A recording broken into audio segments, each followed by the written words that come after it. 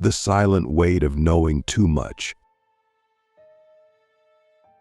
Have you ever stood in a crowded room, surrounded by voices, laughter, and movement, only to feel like you're still on the outside looking in? It's not because you lack connection or that you don't love those around you. It's something deeper, something intangible that separates you from the world that most people seem to live in so effortlessly. And if you're listening to this, I believe you already know what I'm talking about. You felt it. That quiet isolation that doesn't leave, even when you're with others. So why is it that the ones who are chosen often feel like they don't belong, even in the spaces where they're most needed? Click subscribe to this channel to get more profound spiritual lessons.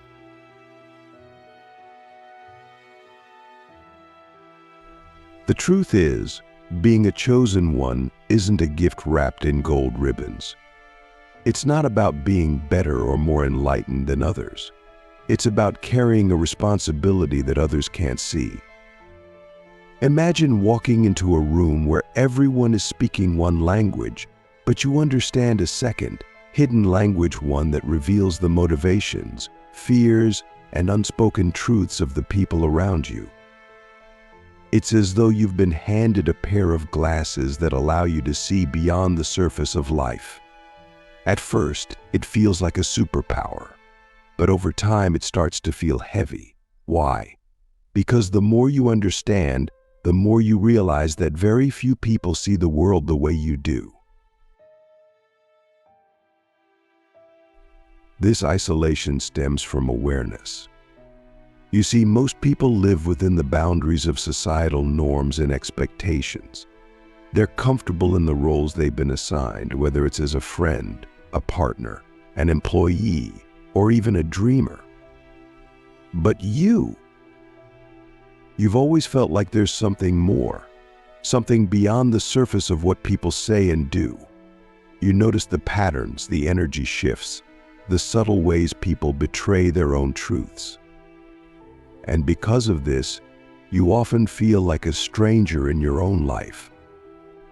You're not disconnected because you don't care, you're disconnected because you care too much. And the depth of your perception makes it hard to join in on the shallow conversations and surface-level connections that most people rely on. Here's the paradox: you crave connection, but you're terrified of it.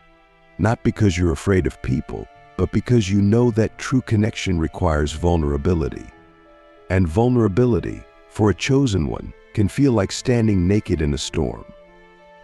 You see, chosen ones often have a history of being misunderstood.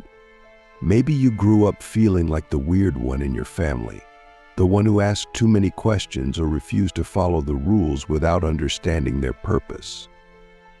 Maybe you faced rejection, not because you lacked value, but because your value wasn't easily understood.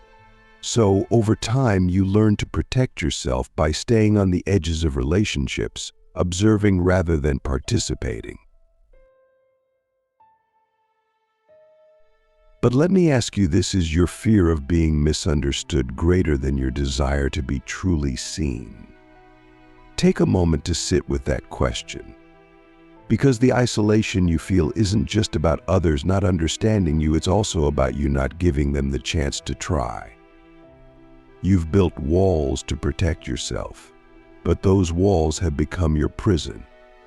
And here's the hard truth: as long as you keep people at arm's length, you'll never find the connection you're searching for. Now, let's talk about what it means to be chosen. It's easy to romanticize the idea, to think of it as a divine calling or a special purpose. And while there's truth in that, being chosen is less about what you're given and more about what you're asked to endure. You've been chosen to see the world differently, to feel deeply, to question what others accept without hesitation. That's not an easy path. It's one that requires strength, resilience, and a willingness to walk alone when necessary.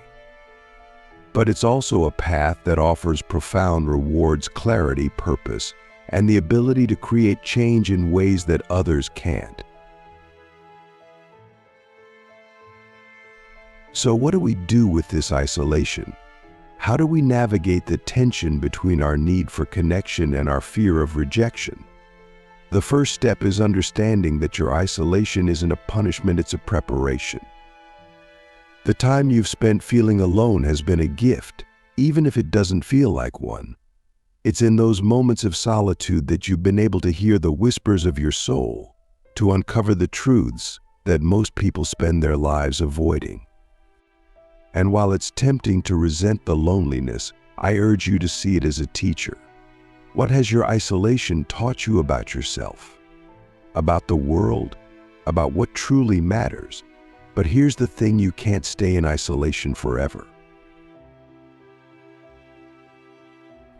The world doesn't need chosen ones who hide away, it needs chosen ones who are willing to show up, even when it's uncomfortable. And this doesn't mean you have to force yourself into spaces where you don't belong. It means finding the courage to seek out the people and places that resonate with your truth. It means being willing to risk vulnerability in exchange for the possibility of connection. Because here's the secret: you're not as alone as you think. There are others out there who feel the same way you do, who are also searching for meaning in a world that often feels meaningless. And when chosen ones find each other, something incredible happens. The isolation begins to fade, replaced by a sense of belonging that's deeper than anything you've ever known. So I'll leave you with this question: what would happen if you stopped seeing your isolation as a burden and started seeing it as an invitation? An invitation to step into your power, to embrace your uniqueness, and to connect with others in ways that defy the superficiality of the modern world.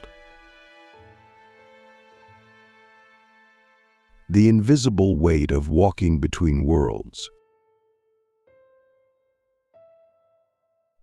Why do you feel so separate, even when you're surrounded by others? It's because you've never fully lived in just one world.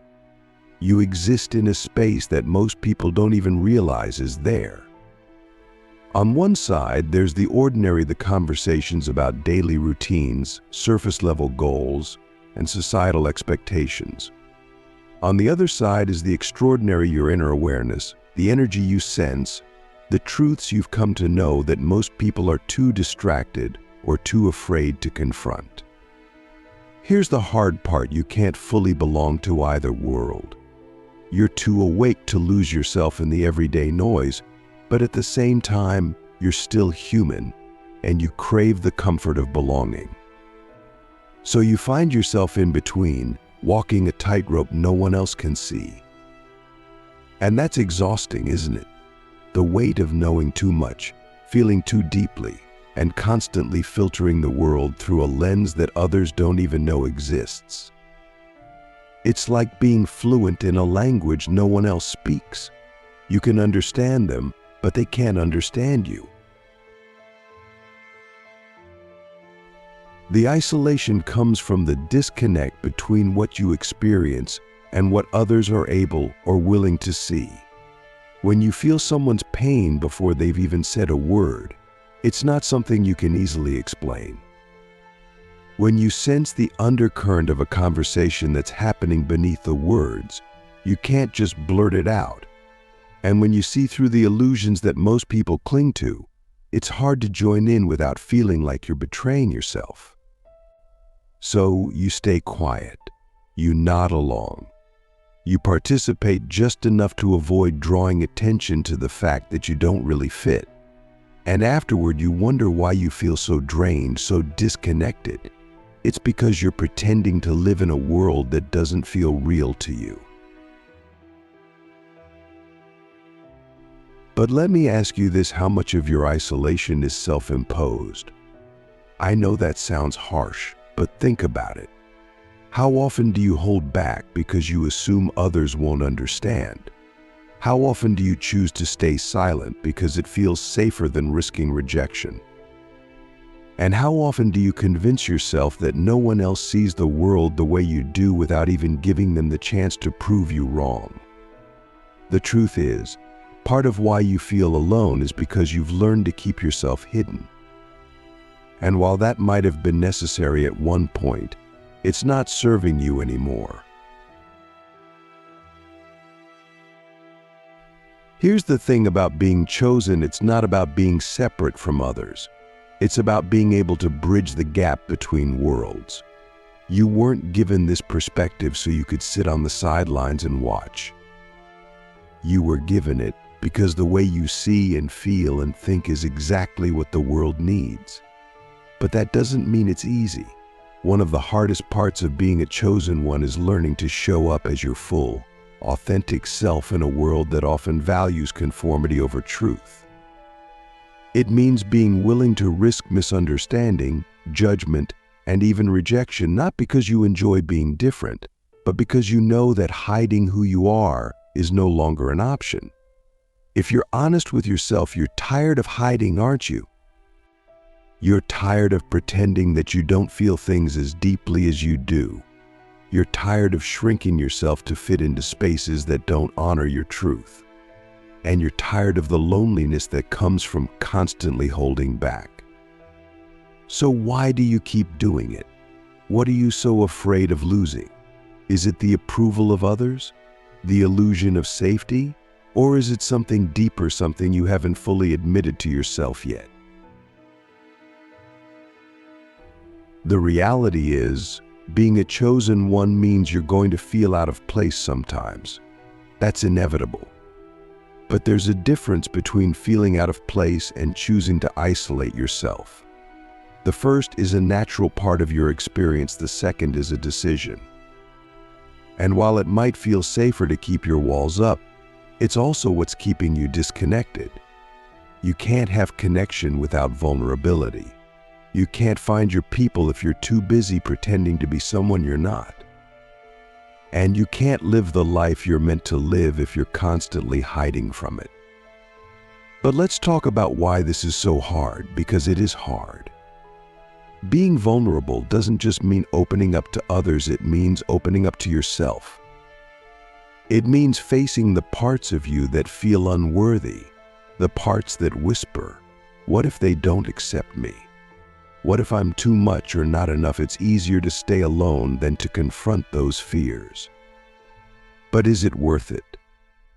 Is the temporary comfort of isolation worth the long-term cost of never feeling truly seen or understood?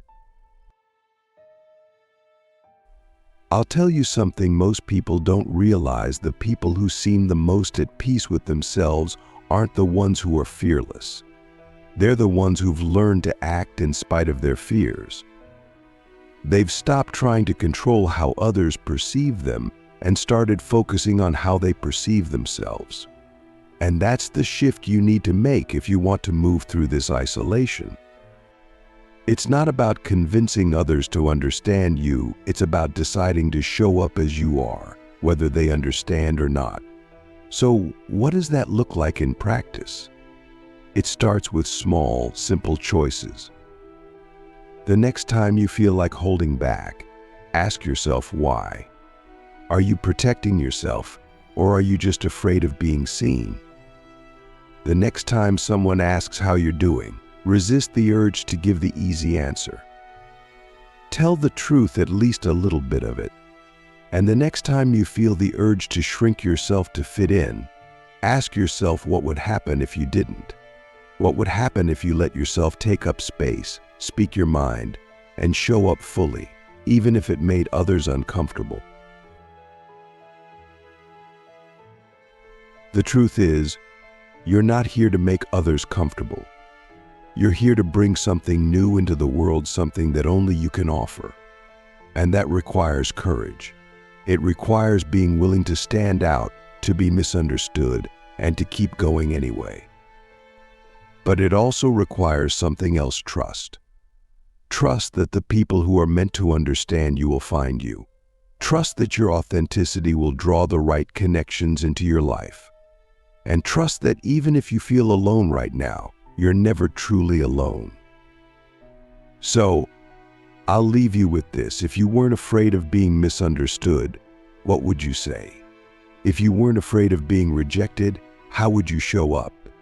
And if you weren't afraid of being alone, what kind of life would you create for yourself? The power of embracing what sets you apart. Let's stop running from it, the thing that makes you feel isolated, misunderstood, or even alien. That thing you've always tried to suppress or explain away, the part of yourself that feels like it doesn't belong anywhere, is the very thing that sets you apart. And it's not a flaw. It's not a mistake in your design. It's what makes you who you are. But here's where it gets complicated. Embracing it doesn't just mean acknowledging it exists. It means living it fully, letting it shape the way you move through the world, and allowing it to guide you even when it feels uncomfortable or unnatural. The hardest part about being different isn't the difference itself. It's the way the world reacts to it. People are drawn to what's familiar, predictable, and safe.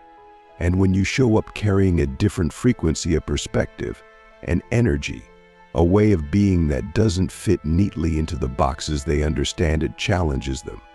It forces them to confront things they'd rather avoid. And their discomfort can feel like rejection. But that's not your burden to carry. Their reaction doesn't define your value.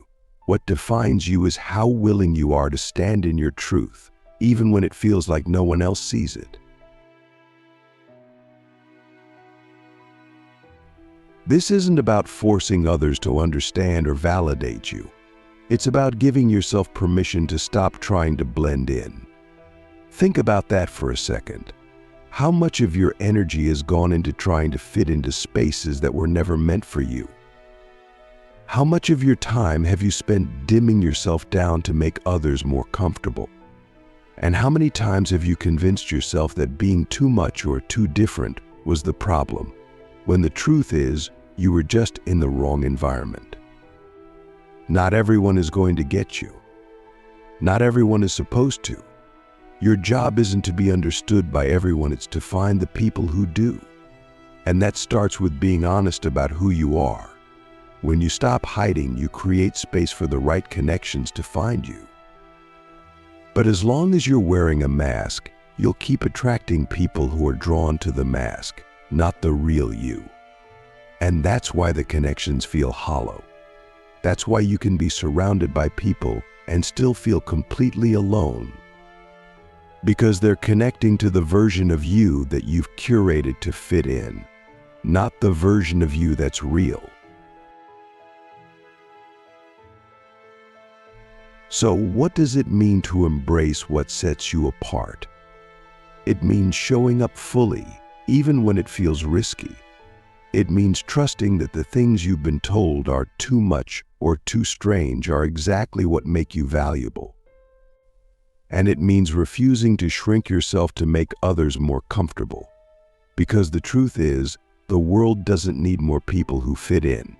It needs people who are willing to stand out, to challenge the status quo, and to bring something new to the table. But let's be clear, this isn't an easy path.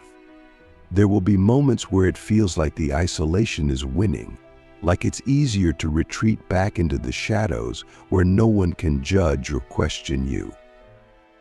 And in those moments, it's important to remember why you're doing this. You're not here to live a life that pleases everyone else. You're here to live a life that's true to you. And that means choosing authenticity over acceptance, even when it's hard. You might think, but what if no one ever understands me? What if I'm always alone? And I won't sugarcoat it, there might be times when it feels like that. But here's the thing, you're not alone in your difference. There are others like you, people who feel the same pull towards something deeper, something more real. They might not be in your immediate circle, but they exist. And the more you lean into who you really are, the easier it becomes to spot them. The people who resonate with your truth will recognize it when you show it, but they can't find you if you're hiding. And this isn't just about finding your tribe. It's about learning to be okay with yourself, even when no one else gets it. Isolation can teach you a lot if you let it. It can teach you how to sit with yourself without needing external validation. It can teach you how to trust your own instincts, even when they go against the grain. And it can teach you that your worth isn't determined by how many people understand or agree with you. In fact, the more true you are to yourself, the fewer people will fully get it, and that's a sign you're on the right path. When you stop fighting your isolation, when you stop seeing it as something to fix or escape, it starts to shift. It becomes less about loneliness and more about clarity. You realize that being alone doesn't mean you're broken. It means you're in the process of untangling yourself from everything that doesn't align with who you really are. It's not a punishment, it's a recalibration. And when you come out on the other side, you'll find that the connections you do have are deeper, richer, and more meaningful than anything you've experienced before. But that requires patience. The kind of patience that most people don't want to sit with. Because waiting for the right connections to find you means letting go of the need to fill the silence with anything or anyone just to feel less alone. It means trusting that the emptiness you feel right now isn't permanent. It's making space for something better. And that's hard, especially when the world around you seems to be moving at a different pace. But would you rather rush into something that feels shallow and unfulfilling, or wait for the kind of connection that feels like home? This is where your power lies, in your ability to be okay with being different, even when it's uncomfortable. In your willingness to sit with your isolation long enough to understand what it's trying to teach you. And in your courage to show up as you are, knowing that not everyone will understand and being okay with that. So here's the real question: if you stop trying to belong where you don't fit, what would you do differently? What would your life look like if you gave yourself permission to fully embrace the things that set you apart? And what kind of connections could you create if you stopped hiding and let yourself be seen, not the curated version, but the real you? You don't have to have all the answers right now. Start with the small things. Say what you really mean, even if it feels awkward. Let yourself take up space, even if it makes others uncomfortable. And trust that the more you show up as yourself, the less isolated you'll feel, not because everyone will accept you, but because the people who truly see you will finally be able to find you. And when they do, you'll realize that the isolation you felt wasn't a punishment. It was a path. A path that led you back to yourself and ultimately to the connections that were meant for you all along.